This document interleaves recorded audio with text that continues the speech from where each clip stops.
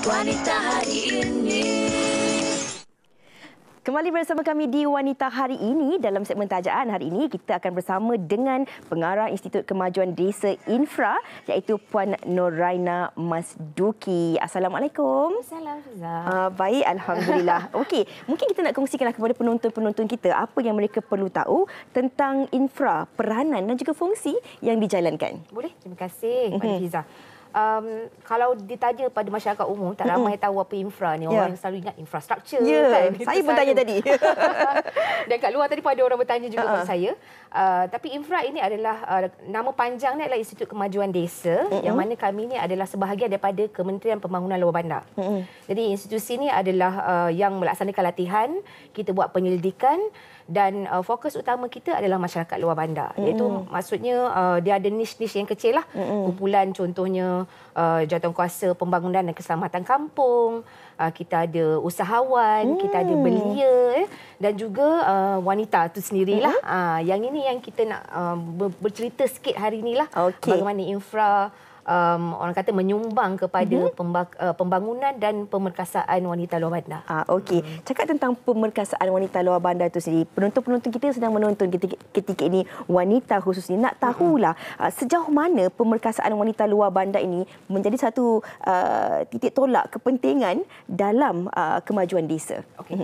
So kalau kita lihat secara kasarnya, kalau kita tengok daripada Jabatan Perangkaan Malaysia sendiri, dia telah membuat anggaran bahawa tahun ni perbezaan antara jumlah wanita dan juga lelaki tu dia tak banyak beza.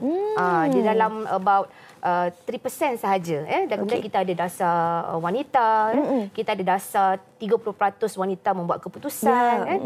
Dan kemudian apa yang lebih orang kata alarming adalah masyarakat luar bandar ni, terutama wanita, dalam 23% sahaja dalam tahun 2017 dilaporkan mempunyai pendidikan tinggi. Jadi kita lihat kapasiti wanita luar bandar ni ramai, dan kita perlu buat sesuatu mengenainya.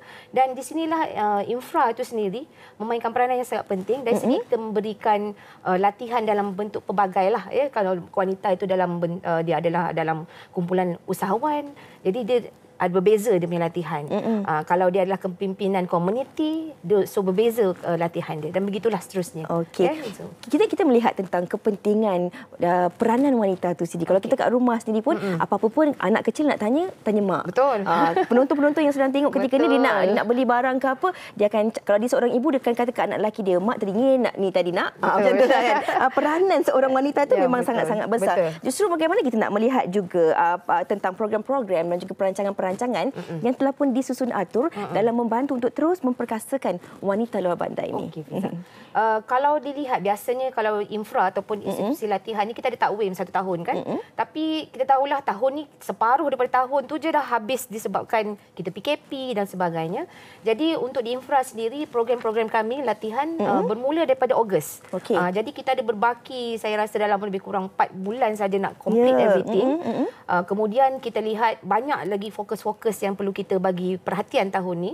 So untuk wanita tahun ni kita buat seminar kepimpinan wanita luar bandar, yang mana kita ada 6 siri dan kita cover beberapa bahagian negeri lah.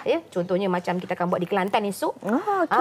Dan kita akan buat di Kuantan, di Kuala Terengganu, kita akan buat di Kota Kinabalu, kita akan buat di Johor Bahru. Dan juga kita akan buat tak ingat satu lagi di Sarawak. Di Sarawak pada Sarawak 13 Oktober. Tapi September ni lah kita banyak rush nak habiskan semualah. Ini semua dilakukan dalam norma baharu kan? Ya, betul. Tapi nak tahu juga penjelasan tentang teras wanita dalam dasar pembangunan negara untuk tahun 2030 pula. So yang ini adalah di bawah dasar pembangunan luar bandar yang kita launch tahun lepas di bawah kementerian sendiri, yang mana ada 10 teras di bawahnya, dan salah satu teras itu adalah teras ke-6, itu teras mengenai wanita luar bandar. So di dalam ini kita ada 2 perkara utama yang perlu kita buatlah, yang perlu dilaksanakan menuju ke arah 2030 tu, adalah di mana untuk kita meningkatkan kapasiti wanita luar bandar tu, dan juga kita meningkat keupayaan dia untuk membuat keputusan. Sebab kadang-kadang kita tahu bila wanita luar bandar ni dia terbelenggu dengan budaya, segan kan? Terbelenggu dengan budaya, terbelenggu dengan persepsi orang kan, benda-benda macam itulah. Jadi kita cuba bagi mereka satu suntikan supaya mereka ini akan tahu kemampuan mereka sendiri dan berupaya insya-Allah dalam long run tu membuat keputusan dan sebagainya lah. InsyaAllah. Ya. Dan tadi telah pun dikongsikan antara seminar-seminar yang bakal berlangsung sepanjang September hingga Oktober nanti. Betul. Dan kita pun tahulah pada Jumaat yang lalu yang amat berhormat Perdana Menteri telah pun mengumumkan bahawa PKPP ini akan terus berlangsung sehingga 31 Disember nanti. Jadi mungkin dalam kalangan penonton-penonton pun nak tahulah agak-agaknya dalam keadaan norma baharu ni bagaimana seminar ini akan terus dijalankan dan dilaksanakan untuk mereka. Okey.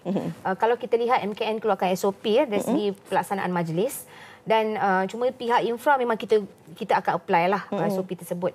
Cumanya bagi setiap pelaksanaan seminar ni kita tak adalah sampai 250 orang. So kita limitkan sebab kita lihat pada keadaan dewan tu sendiri dan kita mengambil kira penjarakan sosial. Kemudian habis tinggi pun untuk seminar ni kita akan buat dalam 120 orang sahaja. Dan kemudian kita ambil langkah-langkah yang sepatutnya lah seperti mana ditetapkan oleh SOP lah. Maksud kita test, kita akan semak suhu dan sebenarnya kita buat kolaborasi seminar ni dengan kerajaan negeri dan juga Jabatan Kesihatan dan polis sekali lah. Secara ringkasnya harapan pihak infra sendiri terhadap pelaksanaan program. Of course untuk tahun ni kita habiskan apa yang telah dijadualkan tahun ni. Tapi untuk tahun depan kita akan melihat semula macam mana feedback daripada peserta-peserta yang lepas dan kita akan merangka sesuatu yang mungkin lebih komprehensif lagi lah InsyaAllah. di bawah infra. Baiklah. Terima kasih banyak-banyak Puan Nurhana Masduki, pengarah Institut Kemajuan Desa Infra daripada KPLB yang berkongsi tentang bagaimana cara untuk kita terus memperkasakan wanita luar bandar. Semoga maju jaya, berjalan dengan lancar segala seminar-seminar yang dirancang. Kita nak berehat dahulu seketika. Kembali selepas ini di Wanita Hari Ini. Wanita Hari Ini.